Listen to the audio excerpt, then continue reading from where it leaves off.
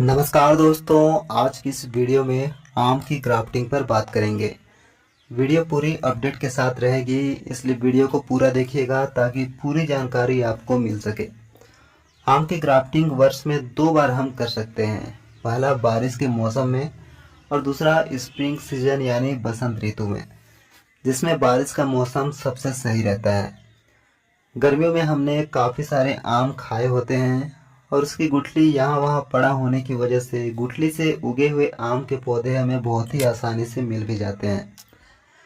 गुठली से उगा हुआ आम का पौधा कोई भी अननोन वैरायटी का हो सकता है, लेकिन उसके ऊपर ग्राफ्टिंग करने के लिए हम जो सायन लेंगे वो हमारी मनचाही वैरायटी की होगी, जिसमें दशहरी, नीलम, आम्रपाली, जिस किसी भी वैरायटी के आम की आप ग्राफ्टिंग करना चाहते हैं वो आम की टहनी आप ले लीजिएगा। ग्राफ्टिंग में हमारा गुठली वाला पौधा रूट स्टॉक कहलाएगा और हमारी मनचाही वैरायटी के आम की जो टहनी हम लेंगे वो सायन कहलाएगा, जिसमें रूट स्टॉक अननोन वैरायटी का हो सकता है लेकिन सायन हमारा सिलेक्टेड ही रहेगा। इसको आप ध्यान में रखिएगा। यह है आम की ग्राफ्टिंग का कॉन्सेप्ट। अच्छी वैरायटी के आम को आप बूटी कलम या एयर लेयरिंग से भी तैयार कर सकते हैं या ग्राफ्टिंग से भी तैयार कर सकते हैं, जिसमें अगर आप आम के पौधे को गमले में ग्रो करना चाहते हैं तो आप ग्राफ्टिंग से तैयार कीजिए। ग्राफ्टेड आम के पौधे ज़्यादा हाइट तक नहीं जाते हैं और कम हाइट में ही घने हो जाते हैं, जो कि गमले में ग्रो करने के लिए बिल्कुल सही है। और ये करना कैसे है वो आप इस वीडियो में देखेंगे। आम की ग्राफ्टिंग में 100% सक्सेस और फास्ट रिजल्ट पाने के लिए इस तरह से आप टहनी के सारे पत्तियों को रिमूव कर दीजिएगा और इस टहनी यानी सायन को आप पेड़ में ही लगा रहने दीजिएगा। इसे आपको नहीं काटना है। इससे कुछ दिनों के बाद इसकी पत्तियों के नीचे वाले डंडे अपने आप झड़ जाएंगे। यह प्रोसेस डिफोलिएशन कहलाता है।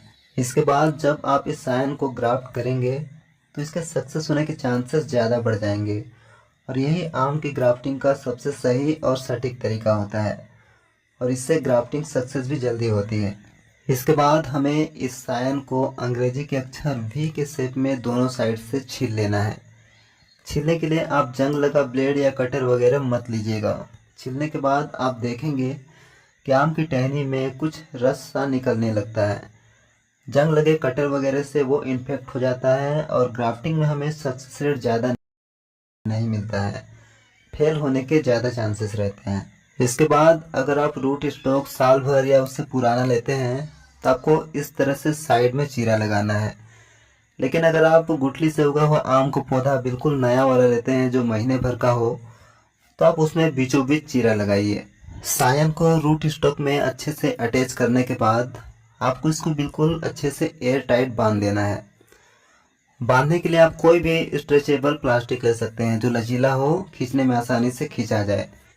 इसके लिए हालांकि ग्राफ्टिंग टेप भी आती है, पर इसे अगर आप नहीं भी लेंगे तो भी कोई दिक्कत नहीं है। ये ज़्यादा मैटर नहीं करता है, बहुत ज़्यादा कोई इम्पोर्टेंट नहीं है। ग्राफ्टिंग करने के बाद इसे प्लास्टिक से कवर करके इसे इनडायरेक्ट सनलाइट वाली जगह पर रखेंगे जहाँ पर धूप छनकर आती हो। डायरेक्ट सनलाइट नहीं आनी चाहिए। और जैसा हम दूसरे प्लांट की केयर देखभाल करते हैं ठीक उसी तरह से इसकी भी करनी है। मतलब कि अगर इसकी मिट्टी ड्राई होती है तो उसमें हमें पानी भी डालना है और इसके ग्राफ्ट पोर्शन को हमें बिल्कुल भी खोलना नहीं है। दोस्तों, ये अपडेट 16 दिनों का है।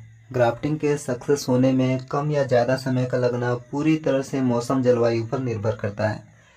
कई बार मैंने देखा है कि कभी कभी ग्राफ्टिंग मात्र सप्ताह भर में ही सक्सेस हो जाती है। नए नए पत्ते निकलने लगते हैं, तो कभी कभी 30 से 35 दिनों तक का समय भी लग जाता है। इसलिए इस पर आप ध्यान मत दीजिएगा।